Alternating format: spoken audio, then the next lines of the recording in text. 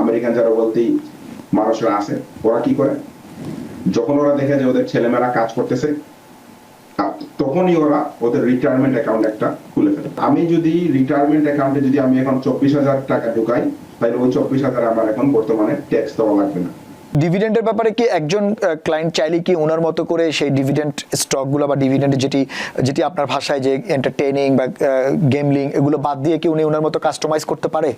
রিটায়ারমেন্টের সুবিধা হয়ে গিয়া যে আপনি যেটাতে যে পয়সাটা আপনি রিটায়ারমেন্ট ঢুকাচ্ছেন ওইটাতে আপনার ট্যাক্স দেওয়া লাগতেছে না, আপনি ট্যাক্স তখন দিবেন। বাঙালি কমিউনিটিতে, সোসাইটিতে একটি ধারণা রয়েছেন সবাই কিন্তু এখন বর্তমান সময়ে যে রিটায়ারমেন্ট বেনিফিট কিভাবে পাবেন, রিটায়ারমেন্ট বেনিফিট কিভাবে কি করতে হয় বা রিটায়ারমেন্ট কখন নেবেন, তারপরে কিভাবে পরিকল্পনাটা সাজাবেন। অনেকেই ভাবেন যে উনি তো যথেষ্ট তরুণ, তার আসলে এত রিটায়ারমেন্ট নিয়ে চিন্তা করার প্রয়োজন নাই, কিন্তু আমেরিকার বাস্তবতায় এটি কিন্তু খুবই দরকার। আপনাকে একটি পরিকল্পনা মাফিক যদি আপনি চলেন তাহলে আপনার হয়তো লাইফটা অনেক বেশি স্মুথ হয়। তো আমি শুরুতেই যেটা জানার প্রশ্ন, মানে একেবারে বেসিক প্রশ্ন থেকেই শুরু করি যে একজন মানুষ রিটায়ারমেন্ট বেনিফিট কত বছর আগে থেকে মানে এই রিটায়ারমেন্ট বা রিটায়ারমেন্ট বেনিফিট রিলেটেড বিষয়গুলো নিয়ে পরিকল্পনা সাজায় বা সাজাতে পারেন? ওকে, সো এখন আমরা obviously সবাই immigrant community, right? Most of us আমরা প্রথম জেনারেশন, রাইট? ইউজুয়ালি যেটা হয় আমরা আমেরিকায় আসি, আমাদের মেইন পারপাসটা হইলে গিয়া সার্ভাইভিং, মানে আমরা কিরকম রেন্ট পে করতে পারবো, কিরকম বাচ্চাদেরকে বড় করতে পারবো, এবং আমাদের অত এক্সট্রা সেভিংস থাকে না যেখানে আমরা অন্যান্য জিনিস বা সেভিংস অথবা রিটায়ারমেন্ট যেটাই হোক, অনেকের এটা নাও থাকতে পারে। এখন অনেক বাঙালিরা আছেন, আমরা এখন আমেরিকায় বহুত বছর ধরে আছি, রাইট? অথবা যাদের বাবা মা আসছিলেন ওরা স্ট্রাগল করছেন, এখন ছেলেমেয়েরা এখন ওরা অনেক ভালো ভালো জব আছে, রাইট?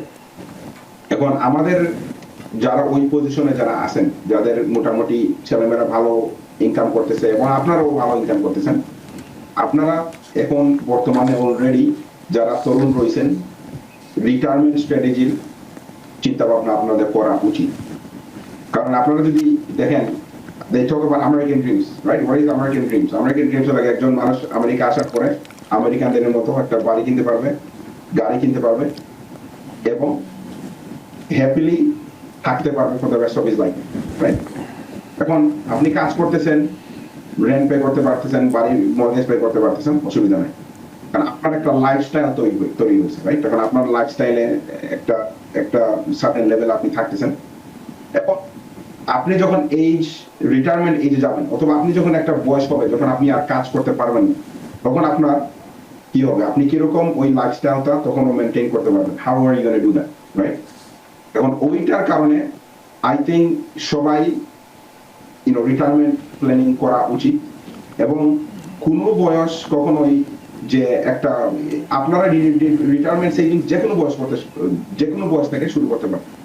আপনার ছেলেমেয়েরা যদি 15 বছর পর, he could actually start right now. আপনার একজন ছেলে আছে, ওর সামনে কাজ করছে, 3,000 টাকা 4,000 টাকা ওর ইনকাম হয়েছে, রাইট? এখন পয়সা সেভ করার একটা এবিলিটি সবাই থাকার লাগবে, রাইট? বাট ইউজুয়ালি এখন আপনারা দেখেন আমেরিকান যারা বলতেই মানুষরা আছে, ওরা কি করে, যখন ওরা দেখে যে ওদের ছেলেমেয়েরা কাজ করতেছে তখনই ওরা ওদের রিটায়ারমেন্ট অ্যাকাউন্ট একটা খুলে ফেলে, রাইট? এখন কয়েক ধরনের রিটায়ারমেন্ট অ্যাকাউন্ট আপনার আছে। ইজি হইলে আপনার 401k মানে কি, আপনার একটা জব আছে এবং আপনার জবে আপনার কোম্পানি বলছে যে আপনি রিটায়ারমেন্ট অ্যাকাউন্টে আপনি কন্ট্রিবিউশন করতে পারবেন এবং আপনার ম্যাক্সিমাম কন্ট্রিবিউশন $24,000 পার ইয়ার, $24,500, রাইট?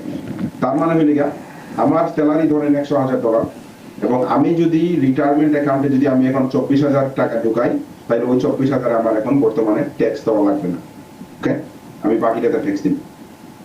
তখন ধরেন আপনি 20,000 ঢুকেন, নাই? তখন তার মানে আপনি শুধু 80,000 বর্তমানে ট্যাক্স দিলেন এবং ওই 20,000টা আপনার একটা রিটায়ারমেন্ট অ্যাকাউন্টে ঢুকলো এবং ওই রিটায়ারমেন্ট অ্যাকাউন্টে ঢুকার পরে আপনার কোম্পানির ইনভেস্টমেন্ট ম্যানেজার আছে এবং ওই ইনভেস্টমেন্ট ম্যানেজাররা আপনার ওই 20,000টা ওরা ইনভেস্টমেন্টের মাধ্যমে প্রফিট করতে থাকবে, রাইট? আপনার জন্য প্রফিট করতে পারেন, ডিভিডেন্ড হোক, ইন্টারেস্ট হোক, দেয় অসুবিধা নেই, রাইট? এখন $20,000 আপনার প্রত্যেক বছর যদি ঢুকান, আপনি 5 বছরে $100,000 ঢুকাইলেন, কিন্তু আপনি যখন 20 বছর পরে ওই $100,000 কিন্তু আর $100,000 থাকবে না, most likely is gonna be 130 140 depends on আপনার কিরকম ইনফ্লেশনের মাধ্যমে এটা বাড়তেছে, তাই না?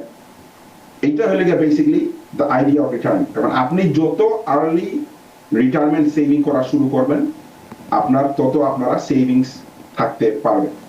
রিটায়ারমেন্টের সুবিধা হলে গিয়া যে আপনি যেটাতে যে পয়সাটা আপনি রিটায়ারমেন্ট ঢুকাচ্ছেন ওইটাতে আপনার ট্যাক্স দেওয়া লাগতেছে না, আপনি ট্যাক্স তখন দিবেন। একটা এক্সাম্পল আপনাকে এখানে দেন, ধরেন আপনার ছেলে অথবা মেয়ে একজন সফটওয়্যার ডেভেলপার, রাইট? ওদের স্যালারি এখন $200,000। এখন $200,000 ওদের ট্যাক্স রেট অনেক হাই, 30% উপরে, তাই না? তার মানে এখন ওরা যদি $200,000 ট্যাক্স না দিয়ে যদি ওরা $20,000 ইনকামে যদি কম ট্যাক্স দেয় তখন কি হবে? আপনার এখানে এই বছর বর্তমানে ট্যাক্স সেভিং হচ্ছে এবং এই 20,000টা ওরা নিবে ওরা যখন রিটায়ারমেন্টে যাবে। এখন আপনি যখন রিটায়ারমেন্টে গেলেন তখন মোস্ট লাইকলি আপনার জব নাই, আপনি শুধু ওই $20,000 ধরেন নিলেন, তাই না? তখন কিন্তু আপনার ওই $20,000 ট্যাক্স অলমোস্ট নাও থাকতে পারে, তাই না? কথাটা বুঝতেছেন? বিকজ আপনার এখন $2,000 income, tax is too high, আপনি ট্যাক্স ইনকামটা ডিফার করে বলেন আমি এখন পয়সা নিব না, আমি পরে নিব পয়সা। যখন পয়সা নিলেন আপনার তো ইনকাম নাই, শুধু $20,000 income, tax rate is low, অনেক সময় ট্যাক্স রেট নাই, তাই না? এখন এই একটা idea, right? Usually the idea is specially আপনি যদি হাই ইনকামে আসেন বর্তমানে এবং আপনার সেই ব্যাংকে পয়সা সেভিংস বসে পয়সা আপনার দরকার নাই, দেন ইউজ দ্যাট সেভিংস এবং বর্তমানে যে ইনকামটা আছে ওইখান থেকে আপনি রিটায়ারমেন্টে পয়সা ঢুকাই দেন, pay the tax leave, right? One option. আরেকটা স্ট্র্যাটেজি আছে, ধরেন এখন আপনার ইনকাম বর্তমানে কম, আপনি let's say self employed individual, আপনার শুধু ইনকাম $50,000, রাইট? ছেলে মেয়ের সব কিছু ফাইলিং এর পরে আপনারও তো ইনকাম ট্যাক্স না, ইনকাম ট্যাক্স শুধু দিচ্ছেন আপনি সেলফ এমপ্লয়মেন্ট ট্যাক্স দিতে পারেন। আপনিও কিন্তু স্টিল যেহেতু আপনি সেলফ এমপ্লয়েড ইন্ডিভিজুয়াল আপনিও স্টিল রিটায়ারমেন্ট অ্যাকাউন্ট খুলতে পারবেন, ট্রেডিশনাল অ্যাকাউন্ট খুলতে পারবেন, রথ আইআরএ খুলতে পারবেন, অথবা সোলো 401 একটা আছে যেটা আপনার জন্য might be too complicated because আপনার যেহেতু ইনকাম একটু কমের মাধ্যমে আছে, বাট স্টিল ট্রেডিশনাল আইআরএতে আপনি স্টিল $7,000 ঢুকাইতে পারতেছেন, which is pretty good in my opinion. অনেকে কোনো কিছুই আপনারা ঢুকাচ্ছেন, তাই না? You rather do 7,000 versus 0 or 5,000 versus 0, right? এখন যাদের এখন ইনকাম কম আপনারা রথ আইআরএ ঢুকাইতে পারবেন। রথ আইআরএ জিনিসটা কি? আপনি আইআরএস কে বললেন যে আমি $7,000 ঢুকাবো আমি রিটায়ারমেন্ট অ্যাকাউন্টে, কিন্তু আমি কোনো ট্যাক্স ডিডাকশন দিব না, আমার ইনকাম 50,000, আমি 50,000 আমি ট্যাক্স দিব। কারণ আপনি জানেন আপনি ম্যারিড, আপনার ইনকাম ট্যাক্স রেট এমনিতেই কম, বিকজ $30,000 কমে যাবে ওইখান থেকে, তাই না? তার মানে অনলি $20,000 ট্যাক্স দিচ্ছেন 10% এর নিচে, ক্রেডিট সহ after that it's almost nothing. ডিভিডেন্ডের ব্যাপারে কি একজন ক্লায়েন্ট চাইলে কি ওনার মতো করে সেই ডিভিডেন্ড স্টকগুলো বা ডিভিডেন্ড যেটি আপনার ভাষায় যে এন্টারটেইনিং বা গেমলিং এগুলো বাদ দিয়ে কি উনি ওনার মতো কাস্টমাইজ করতে পারে? ইন মোস্ট কোম্পানিতে আপনাকে কাস্টমাইজ ওরা করতে দেয় ইন্ডাস্ট্রি হিসেবে, রাইট? তখন আপনার ইন্ডাস্ট্রির মাধ্যমে আপনারা কাস্টমাইজ করতে পারেন না। অবভিয়াসলি এখন আপনার একটা রিস্ক থাকতে পারে ওইখানে। এখন আপনি ধরেন শুধু একটা ইন্ডাস্ট্রি চুজ করলেন যেখানে ধরেন লেটস সে আপনি সেমিকন্ডাক্টর ইন্ডাস্ট্রি চুজ করলেন, I am just giving an example, right? Doesn't mean it's allowed to say.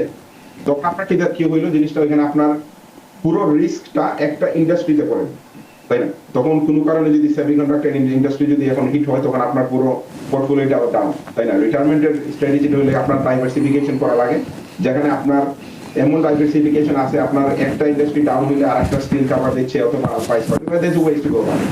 But yes আপনার কোম্পানির উপর ডিপেন্ড করে অনেক আপনার অপশন আছে কাস্টমাইজ করা।